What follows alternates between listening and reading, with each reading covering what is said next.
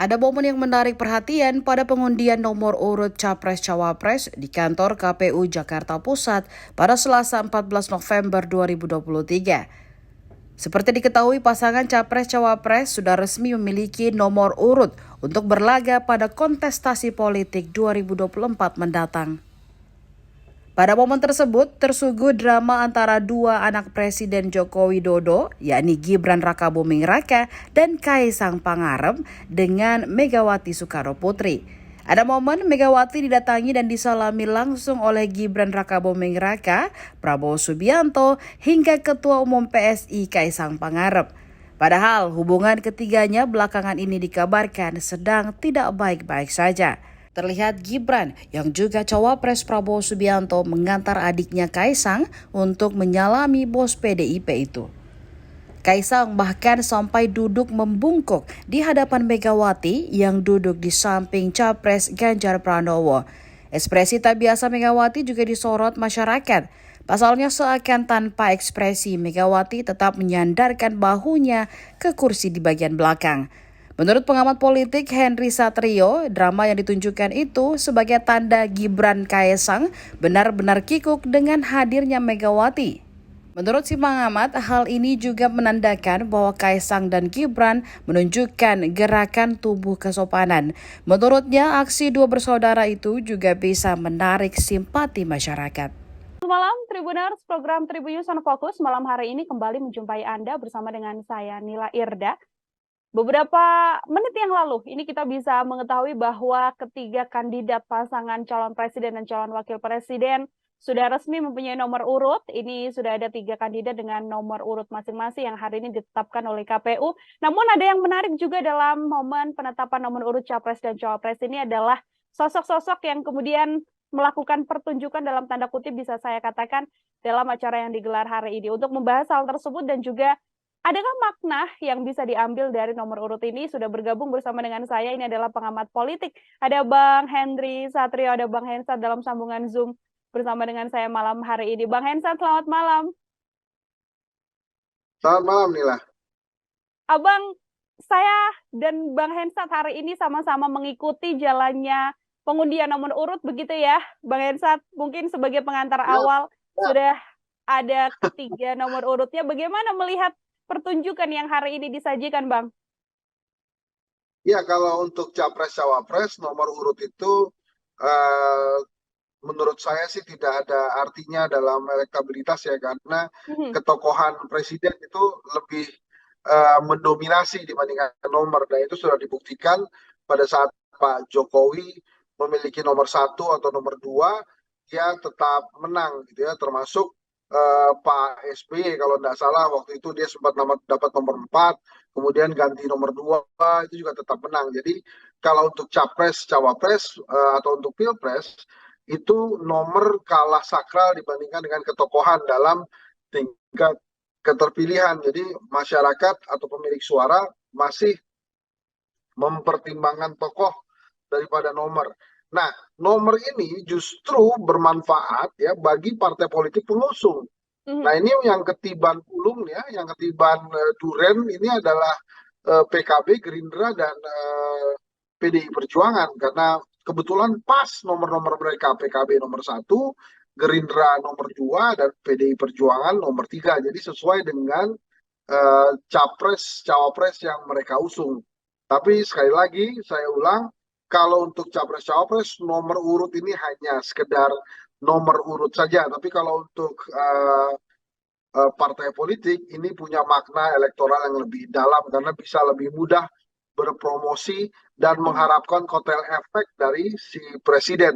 Misalnya pada saat dia misalnya PKB ya, PKB mempromosikan Anies Baswedan, ya tentu saja pada saat dia bicara nomor satu juga didapatkan oleh untuk pemilih Anies Baswedan. Jadi dia dapat kotel efeknya, hal yang sama dengan Pak Prabowo dan Mas Ganjar tentunya. Gitu Nila. Oke, artinya nomor urut ini juga tidak begitu berdampak dalam kontestasi ini, begitu ya Bang. Namun kalau kita lihat dari kecocokan, Bang Hensat, sudahkah kalau dari kacamata Bang Hensat ini Amin nomor 1, Prabowo Gibran nomor 2, Pak Ganjar dan juga Prof. Mahfud nomor 3 ini sudah cocok dengan nomor-nomor tersebut kemudian untuk kemudian dibawa sampai kontestasi mendatang? Ya, cocok atau tidak cocok tidak bisa memilih lagi inilah. Karena sudah Betul. ditetapkan oleh KPU, ya, sudah ditetapkan oleh KPU, jadi ya mereka cocok atau tidak cocok ya harus cocok. Tapi kalau dari raut muka para capres tadi, nampaknya bahagia betul mereka. Anies Mohaimin sumringah dengan nomor 1, Prabowo Gibran bahagia dengan nomor 2 gitu ya, dan Ganjar Pranowo hampir jikrak-jikrak tadi tuh mendapatkan nomor 3 tuh. Karena nampaknya itulah doanya Ibu Megawati sebagai Ketua Umum PDI Perjuangan, karena langsung menyampaikan salam metal, salam khas PDI Perjuangan setiap kali mereka berkampanye. Oke, ini yang juga kemudian menarik Bang Hensat, kedatangan dari Ketua Umum PDI Perjuangan, ada Bu Megawati Soekarno Putri dalam acara yang dilaksanakan hari ini oleh KPU. Bang Hensat melihat ini apakah memang wujud seorang ibu datang saja untuk mendampingi calon presiden dan calon wakil presidennya, atau justru ada hal lain yang membuat Bu Megawati kemudian hadir? Ya, Ibu Mega beberapa hari lalu kita sama-sama mendengarkan dia menyampaikan kegelisahan tentang demokrasi di Indonesia. Maka kemudian dia langsung hadir dalam rangkaian penegakan demokrasi itu. Jadi Ibu Mega memiliki arti khusus pada saat datang, bahkan memberikan restu tersendiri untuk seorang Ganjar Pranowo gitu ya. Dan tentu saja kehadiran Ibu Mega membuat sosok Gibran Rakabuming Raka agak kikuk ya. Jadi kalau kita lihat dari gestur Mas Gibran, dia menjadi satu-satunya tokoh di antara 6 tokoh itu yang paling nampaknya serba salah. Apalagi setelah Mas Ganjar menyampaikan poin penting tentang penegakan atau perlunya reformasi tetap dilanjutkan. Gibran seperti kita tahu adalah produk drama demokrasi yang terjadi akhir-akhir ini di Indonesia ya, melalui pamannya kemudian berhasil meraih atau mudah jalannya menjadi calon wakil presiden. Tentunya semua mata memandang ke dirinya sebagai anak presiden. Jadi ini bukan anak muda ini anak presiden ya. Nah, kenapa juga dia menjadi kikuk selain ada Megawati Soekarno Putri yang membesarkan dirinya gitu ya, dan kemudian dia tinggalkan gitu bersama ayahnya meninggalkan Ibu Mega, tentu saja rakyat Indonesia memiliki hukum tersendiri terhadap anak yang meninggalkan orang tua gitu ya, apalagi di media sosial tagar kami muak itu beredar sudah lama dan menjadi trending topik hari ini. Kami muak ini adalah sebuah protes terhadap fenomena saat ini di perpolitikan Indonesia, di mana ada fenomena nepo baby ya. Jadi nepo baby ini adalah privilege anak-anak presiden yang bisa langsung menapaki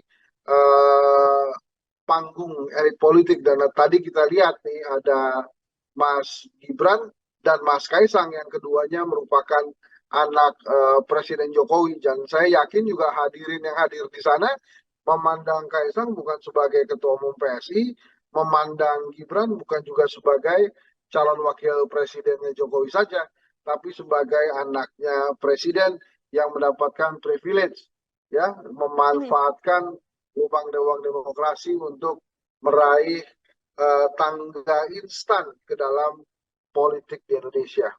Bagaimana kemudian Bang Hensat mengamati momen ketika Prabowo Subianto juga memberikan salam atau hormat begitu ya di awal pada Bu Megawati, kemudian bahkan Mas Kaisang dan juga Mas Gibran yang sama-sama menyalami Bu Mega, sampai Mas Kaisang tadi juga sempat terekam momen bersimpuh begitu di depan Bu Megawati.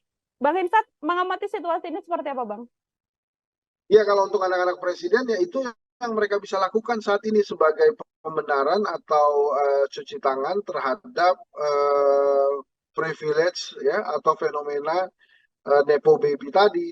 Ini kan kalau dilihat lebih jauh apa yang terjadi dengan nepo baby ya, instannya Kaisang dan Gibran ini sebagai anak presiden justru bisa melemahkan semangat anak muda lainnya yang harus berjuang untuk mencapai posisi tertentu gitu ya, karena tidak memiliki privilege, tidak memiliki karpet merah seperti anak-anak presiden.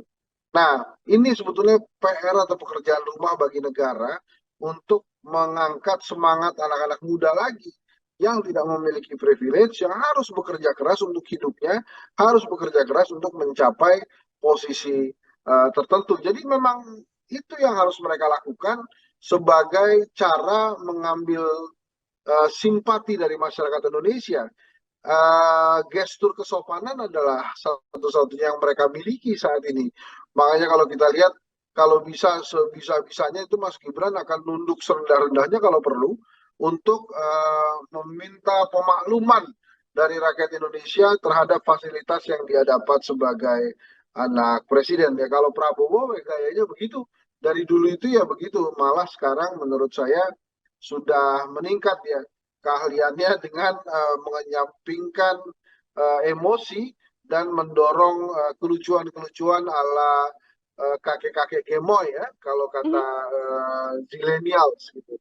Jadi dia juga tadi sempat berjoget-joget tuh untuk memancing daya tarik masyarakat Indonesia kepada dirinya. Ya itu yang bisa dilakukan oleh Pak Prabowo gitu. Karena memang pemilih Indonesia yang emosional yang lebih menyukai gaya Prabowo yang joget-joget itu lebih banyak ketimbang gaya Prabowo yang tegas.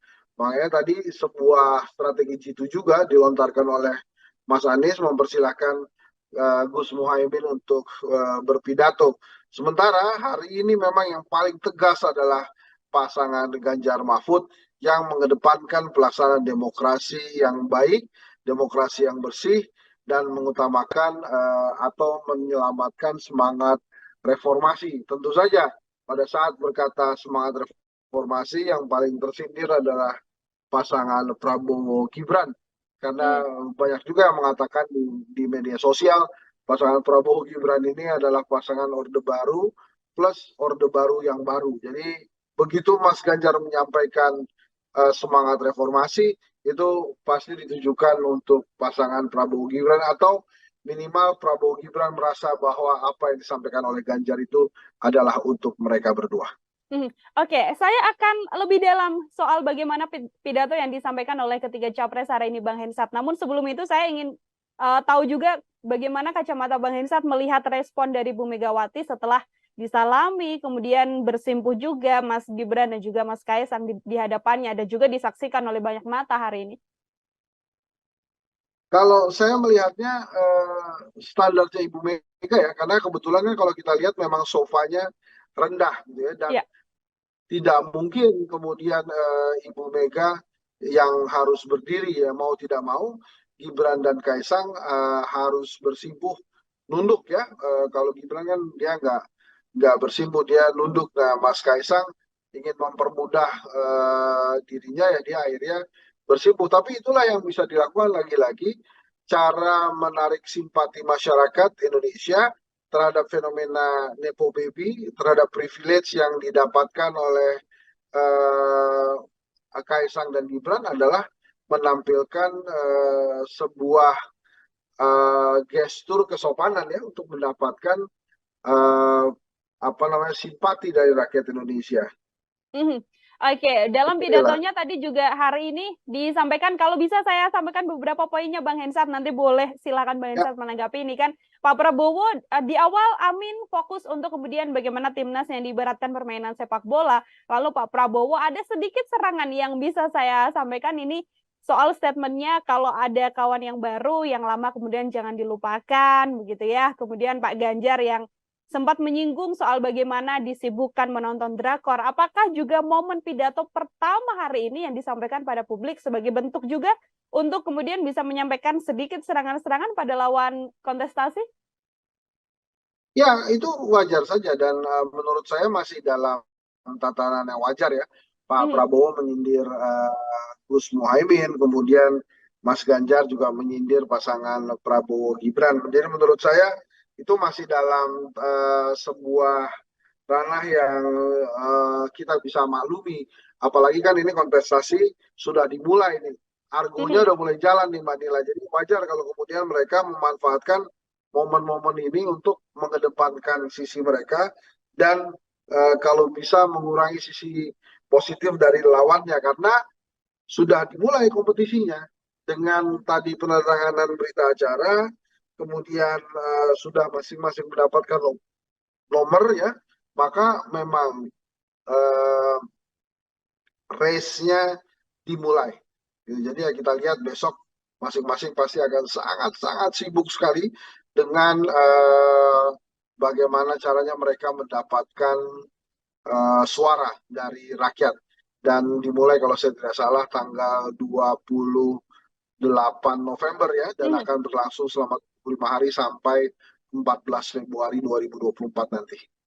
Betul, artinya ini sudah sebagai pintu begitu ya, atau bendera awal untuk kemudian mulai dalam kontestasi Pilpres, yang mana sudah bisa melakukan serangan-serangan kecil pada lawan politik. Bang Hensat, apakah ada hal menarik lain dari kacamata Anda seorang pengamat yang juga terjadi dalam penetapan KPU hari ini, Bang? Ya, ada beberapa ya. Yang pertama, KPU nampaknya juga lega sekali dengan selesainya pengundian ini. Beberapa kali tadi kita lihat di layar kaca, Gus Ai ya, atau Hashim Asyari, Ketua KPU, menarik napas panjang, kelegaan nampaknya bahwa memang pemilu bisa segera dimulai. Itu yang pertama. Kemudian yang kedua, kelegaan yang sama juga terlihat di pasangan Anies Muhaimin. Tentunya karena banyak prediksi-prediksi yang mengatakan mereka tidak akan berlayar.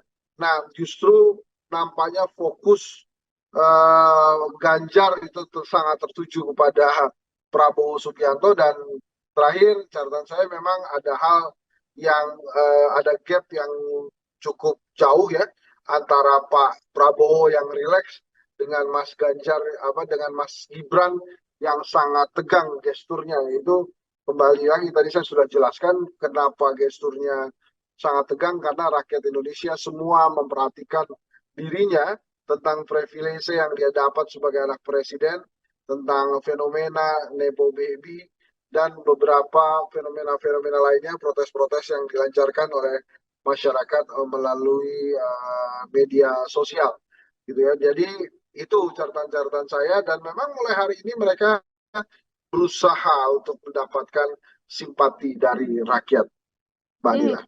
Oke, setelah kejadian yang terjadi hari ini, Bang Hensat, kan kita tahu beberapa waktu lalu Pak Prabowo mengatakan ingin bertemu Bu Megawati, namun masih belum ada kesempatan untuk kemudian bisa bertemu.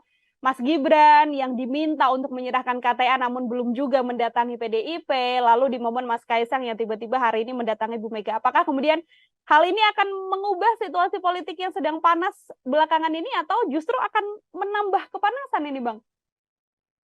Ya pastinya akan lebih hangat dan lebih panas ya, karena kan kompetisinya dimulai gitu. Kalau tadi kita lihat ada dua anak presiden yang hadir gitu ya, satu sebagai peserta, satu sebagai pendukung, kan belum pernah terjadi gitu ya. Dan masing-masing capres-cawapres namanya sudah memiliki yel-yelnya masing-masing tuh, sehingga ini akan membuat semarak, dan 1, 2, 3 itu sudah juga dipersiapkan oleh para tim sukses masing-masing ya, untuk memang memulai sebuah kontestasi selama 75 hari untuk menentukan siapa pemenang atau siapa presiden yang menggantikan Joko Widodo. Apakah Anies Baswedan atau Ganjar Pranowo maupun Prabowo Subianto.